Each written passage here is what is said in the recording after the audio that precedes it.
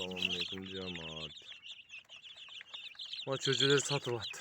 Bugün 10 günden öttü de 12 gün bir bol kaldı. Cemdi zakonu cep kalışkan eşikte cürüt beyim aral. Buna da geçinde jatışat.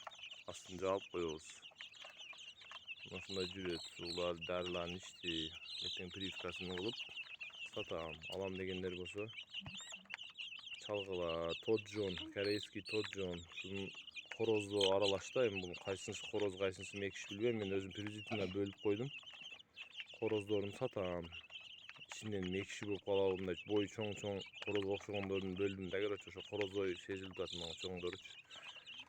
Alam degenleri bolsa 150'den kemi var süleşöz.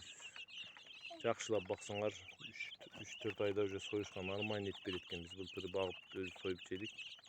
Ben özüme de kalıp kalam. 15'te 10'da satılar. Süleşöz. Adres Oşto. Tekiге жақын Gülbarga girgen jeri arkanın tuşunda. Çalsanlar süleşöz.